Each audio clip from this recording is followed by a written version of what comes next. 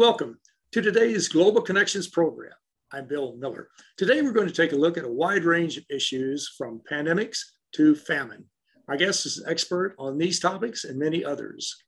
Dr. Alex Waal is the Executive Director of the World Peace Foundation at the Fletcher School of Law and Diplomacy. His most recent book is How Pandemics, Old Politics, 200 Years of War on Disease and Its Alternatives. Dr. Alex Waal, welcome to today's Global Connections program. It's a pleasure to be with you. I appreciate you being with me today. Let's just jump right into it. This is a very timely book, obviously, with the pandemic still well underway. Why did you decide to write this particular book, New Pandemics, Old Politics, 200 Years of War on Disease and Its Alternatives? Well, 20 years ago, I used to work on the politics of global public health, and particularly HIV and AIDS in Africa. And in those days, 20 years ago, there was an expectation, and I was one of those promoting this expectation, that this was an unparalleled catastrophe, that this was just going to get worse and worse, both in terms of the numbers of people infected and the societal calamity. And actually, it didn't work out that way.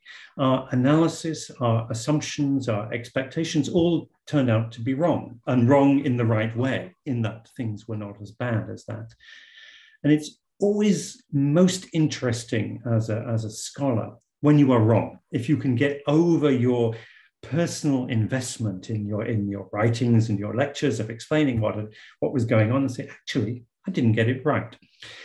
And just before the pandemic broke, I was actually clearing out my bookshelf, and I was looking at all these books that I had on the politics and health of politics and history of pandemics, and thinking, I'm not going to need these. So I called the librarian at my university at Tufts, and I said, would you like these books? And in the 2 weeks between me clearing out the bookshelf and her coming to collect the books, the pandemic struck. And I thought, what did I get wrong? And I started looking back at some of these books. And there was one I picked out from the bookshelf. It's actually, I have it here. It's called Death in Hamburg by a historian called Richard Evans. And in reading that, there was a particular line that jumped off the page, which was from 1831 in England, in the medical journal, The Lancet, in which they wrote, this quarantine measure for cholera, they called it, quotes, a humbug, got up for the restriction of our commerce. And that very same day, the British Prime Minister Boris Johnson was addressing an audience, and he was saying breezily, our life will continue unchanged with this COVID. It won't affect us in the slightest. And suddenly, my title jumped out at me. We have new pandemics, but the politics, the thinking is exactly the same. It hasn't changed. So that gave me the spur to really write a history of the last 200 years of misleading and responses to these things. That's an extremely important analysis, and let's talk about that for a moment. Now, you've looked at AIDS, you've looked at cholera, and that type of thing in sort of, I guess, the rear view mirror, and looked at it over time. How will we assess this COVID pandemic, say 20, 30, 40 years from now? And what are some of the old politics that you're referencing that we need, I'm assuming we need to avoid in the future? We need to think about new politics or new ways to evaluate what happened and how we're impacted by what happened. I think that's a very good question. And I think what we can begin to see is that the shift in the way we respond and the shift in the politics actually being led by the scientists. And what I find absolutely fascinating about the history of diseases is that the first people to admit they got it wrong and they needed to learn are the scientists. They revise their theories every time there is a pandemic. And we can get a sense today of how those theories are being revised. And I think there are two really important aspects here. One is that the leading virologists, those hardest of hard scientists who study viruses under the microscope, are realizing that the problem is less the virus itself and more the ecology in which these viruses mutate, and they change very fast, mutate into a particularly dangerous form, they jump the species barrier, and then they spread among the human population. And and they are urging us to look at this broader ecology and to change the way in which we are dealing with our planetary challenges, cutting down rainforests, the way we are encroaching on the habitats of bats, of other animals like monkeys and so on in tropical forests. And they're also urging us be more careful about the way in which we do things that in ecological terms are very reckless, the amount of congregation mixing, the rapidity of travel. We need to just slow down a little bit and treat our planetary ecology with a bit more respect than we are doing. And so this is one of the big changes, I think, that is underway. I think you're absolutely right. I remember, as you were saying that, I was thinking back, a flashback to an interview I did with Dr. Jane Goodall. It's been probably 12, 13 years ago. And she was saying then much of exactly what you are saying today. It was true then, it's true today, and it will be true tomorrow. I'm certain I feel confident that's what's going to happen anyway. You looked at the past and how the diseases were evaluated and how they were analyzed and that type of thing. What is your projection into the future? What do you think how will we look at this, say 25, 30 years from now, as opposed to how we're looking at it today? But I think one of the things that we tend to imagine a pandemic is a wave. We're always talking about waves that rise, that crest and then fall. The assumption being when it falls, it goes back to a baseline, to a normality. But actually, historically, if we look at these pandemics, it's more akin to a course correction. It's like switching tracks. And initially that new railroad track runs parallel to the old one, but over time it bends towards a new destination. And I think there's some really quite fundamental changes that we're going to begin to see unfolding. Some of them we're seeing already. The most important one being public action in the economy, for example, so that the challenges that are brought on by this disease cannot be overcome by private enterprise alone. We need public action from the government. And then the question about trust between citizens and the public health authorities is becoming a very, very salient one.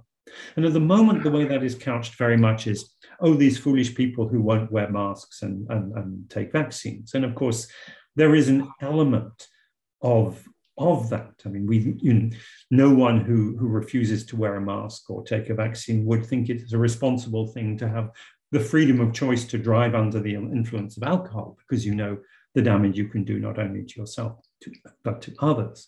But at the same time, there is a tremendous loss of confidence, for good reason, in the health authorities as a whole and the whole medical establishment. Because over the years, the medical establishment has indeed misled us, has become too remote, too expensive, too inaccessible for people's needs. So there's a fundamental reform, I think, that will be forced to happen in the way that we manage public health. That seems like a very logical way to approach it, and it's certainly one that we're going to be confronting and we will deal with without a doubt. Well, you're watching Global Connections Television, which is a privately funded, independently produced program. The opinions expressed on Global Connections are solely those of the moderator and his guest. We'd invite our viewers to go to our website at www.globalconnectionstelevision.com to view previous programs.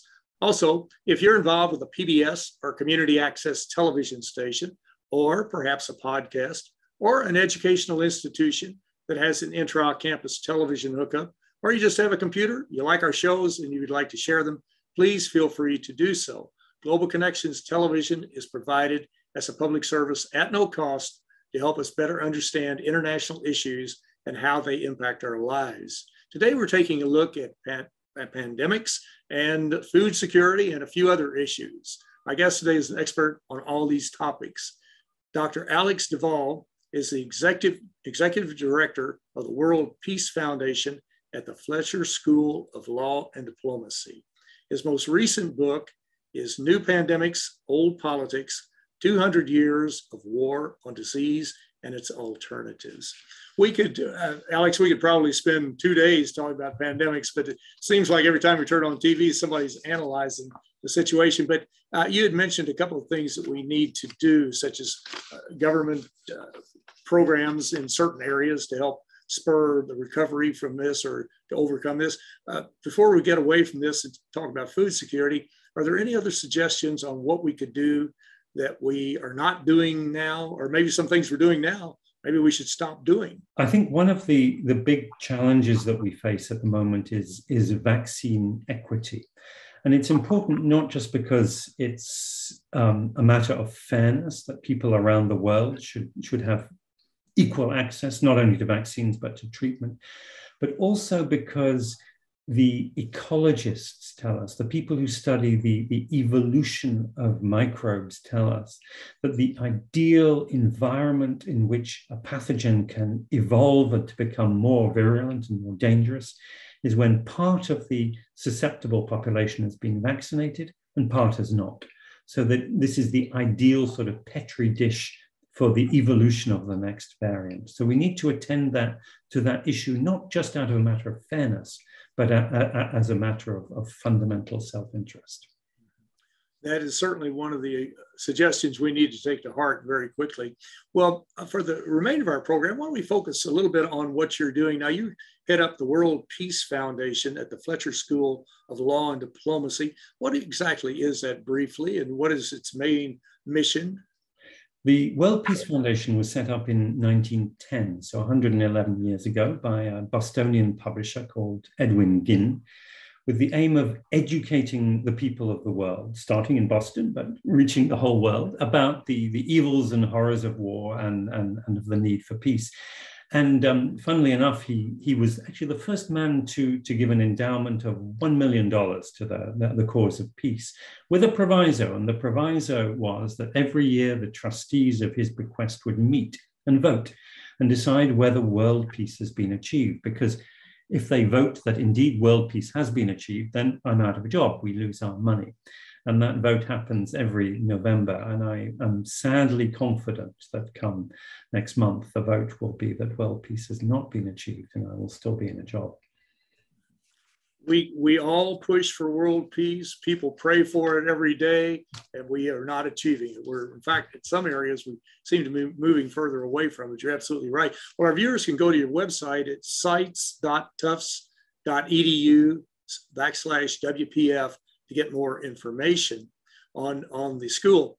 You're very prolific. You've written several books, and another book is Mass Starvation, the History and Future of Famine. What is the thrust of that book? The thrust of the book really is to move our thinking away from famine and food crises as a natural phenomenon, as the result of drought or food shortages, or overpopulation indeed in poor countries, and more to focus on the way in which political decisions affect who gets food and why. And in extremis, when we look at famines and those terrible episodes when tens or hundreds of thousands of people die of starvation, which, as we saw in Syria a few years ago, as we're seeing in Yemen and in Ethiopia today. What is the cause of this, and who is responsible? So I primarily focus on the culpability, and I argue that it's really a criminal culpability for cases of mass starvation. I focus on countries, not on the United States, on developing poor countries at war, where hunger is used as a weapon of war to starve the innocent. It certainly is. It's tragic to see. It's a human rights violation, and many say is a crime against humanity to do that, but it's certainly being done. Well, when we're talking about the food situation, and you touched upon this a moment ago with the climate and that type of thing.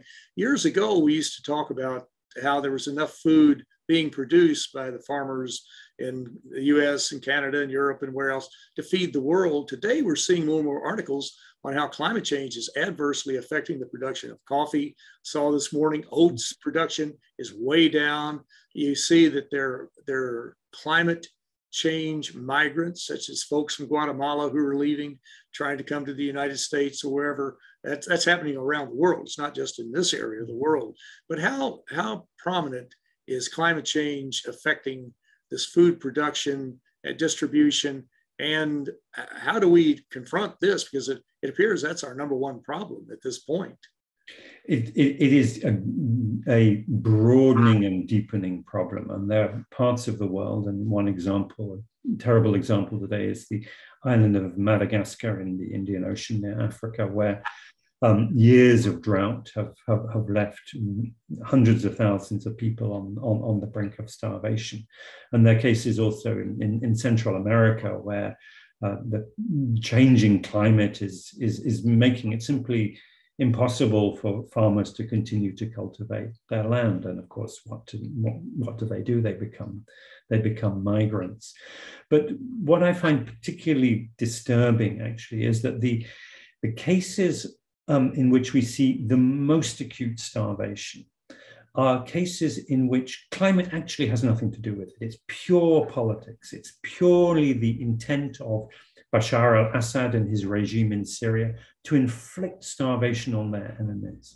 Or in the case of Ethiopia, the government of Ethiopia inflicting a starvation siege on the rebellious province of Tigray and not letting any aid in, so that we're being deprived, not only are those people being deprived of food, but we are being deprived of information, of pictures about them starving. So this is truly a crime against humanity.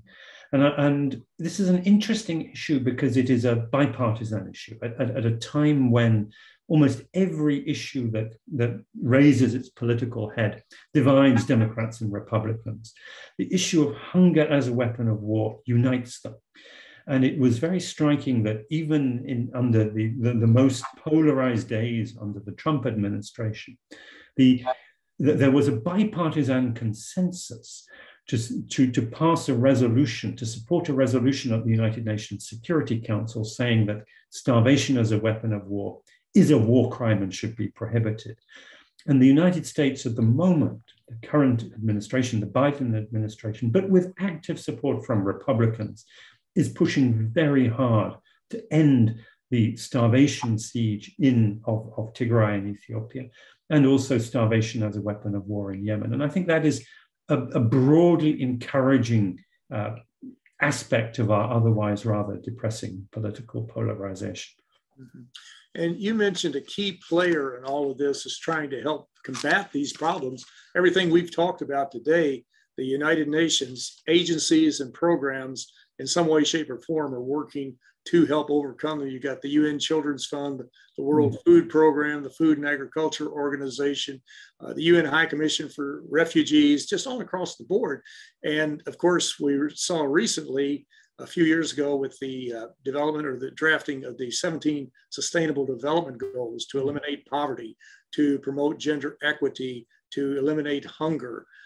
Those are critical goals. How actively do they play into, or how actively should they play into our planning and trying to mobilize the world to, and it's a worldwide issue. It's not just in the United States or Mexico or Canada. How involved should we get more involved with these UN agencies to help overcome these problems? I think absolutely we should. And at the moment, one of the most problematic things we see on the world stage is Russia especially, and also China to some degree, are dragging their feet on these issues.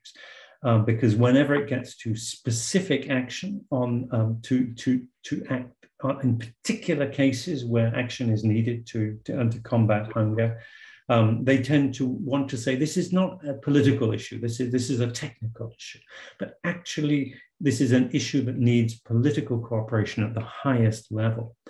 And the Russian attitude in particular is utterly deplorable. It seems that they will take any opportunity to leverage any disagreement that there might be, simply to poke the United States in the eye, regardless of whether there might be some common good, some shared interest in solving these problems.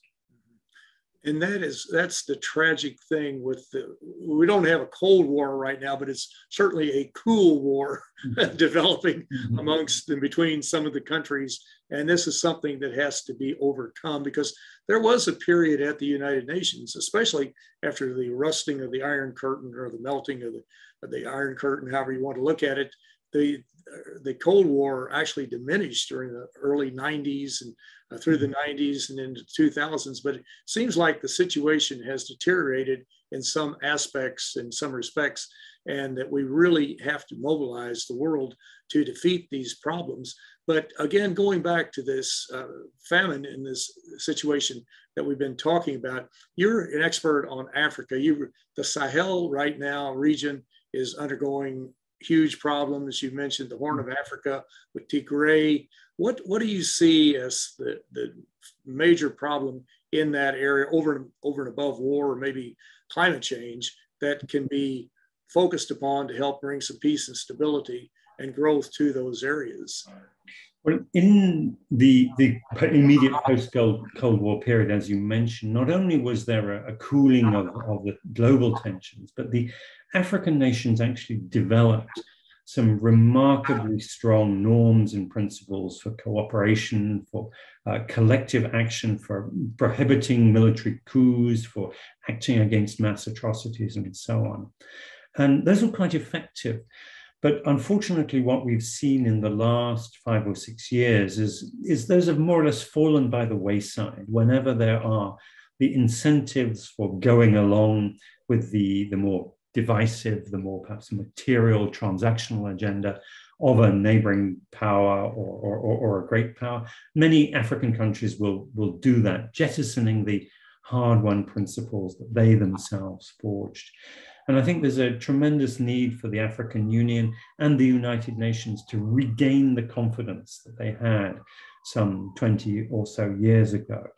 And really to make the point that, you know, we always imagined that in the face of some existential threats, the world would unite against them. And we are even now facing these enormous, potentially existential threats related to climate crisis, related to pandemic disease, related to hunger, and yet we are not coming together. Quite the reverse. We are becoming more divided, and so that normative pressure, that people's pressure on our political leaders to say, put aside these differences and adopt a unified position, a singular common strategy to deal with these threats. This is the only possible way forward. Well, Dr. Alex Duval, that is a perfect way to close the program. I was going to ask you for a suggestion on what we need to do, and you beat me to my question. You delivered it before I could ask it, but that is a perfect way to do it. And I would encourage our viewers to take a look at your book, the new book of New Pandemics, Old Politics, 200 Years of War on Disease and Its Alternatives. It's an interesting read, fascinating, and it is so important. It's becoming even more important as we see that there can be mutations of what we're dealing with now with the Delta strain or whatever could be over the horizon. So these problems are getting worse. They're not getting any better, and we cannot divide into our cliques and groups and cults and whatever. We've got to work on these together, because we got to stay together or we're going to fall together, as we have said in the past. But Dr. Alex Duval, I want to thank you so very much for a very interesting and a very informative program. Thank you very much, Bill. It's been a pleasure. And thank you. My pleasure. I'm Bill Miller. Thank you for joining us on today's Global Connections program.